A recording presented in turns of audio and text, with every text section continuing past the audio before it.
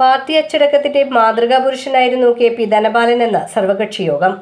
ചാലക്കുടി ലോക്സഭാ മണ്ഡലം മുൻ എംപിയും KPCC സെക്രട്ടറിയുമായിരുന്ന K P. Dhanapalan രാഷ്ട്രീയ പാർട്ടികൾക്കിടയിൽ അച്ചടക്കത്തിന്റെ മാതൃകാ പുരുഷനായിരുന്നുവെന്ന് ഏറിയാട് ബ്ലോക്ക് കോൺഗ്രസ് സംഘടിപ്പിച്ച സർവകക്ഷി അനുസ്മരണ സംഗമത്തിൽ പ്രസംഗിച്ച മുഴുവൻ കക്ഷി നേതാക്കളും അഭിപ്രായപ്പെട്ടു. KPCC general secretary Jose Vallur ഉദ്ഘാടനം ചെയ്തു. മറ്റുള്ളവരുടെ മനസ്സിൽ സ്ഥാനം ലഭിക്കുമ്പോഴാണ് വ്യത്യസ്ത അഭിപ്രായമുള്ള വ്യത്യസ്ത ആശയങ്ങളുള്ളവർ അവർ പോലും അംഗീകരിക്കുന്ന രീതിയിലേക്ക് നമ്മുടെ പ്രവർത്തനത്തിന്റെ ശൈലി മാറുമ്പോഴാണ് ജനങ്ങളുടെ മനസ്സിൽ വലിയ സ്ഥാനത്തേക്ക് രാഷ്ട്രീയ പ്രവർത്തകന്മാർക്ക് ജനപ്രതിനിധികൾക്ക് കടന്നുവരാൻ സാധിക്കുക എന്ന കാര്യം നമുക്ക് എല്ലാവരും.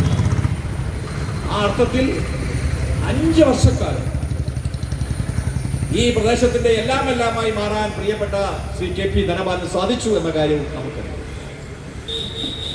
രണ്ടാമതും അദ്ദേഹത്തിന്റെ ജീവിതത്തിൽ വലിയൊരു വിഷമകരമായ സാഹചര്യം ഉണ്ടായത് 2014 തെരഞ്ഞെടുപ്പിലാണ്.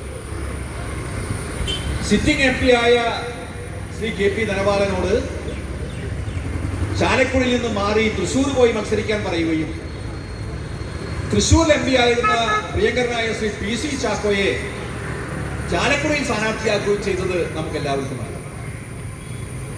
ആ വച്ചുമാറ്റം 1% പോലും ജനങ്ങൾ അംഗീകരിച്ചില്ല എന്ന കാര്യം 2014 തെരഞ്ഞെടുപ്പ് കഴിഞ്ഞപ്പോൾ നമുക്ക് എല്ലാവർക്കും ബോധ്യപ്പെട്ടു.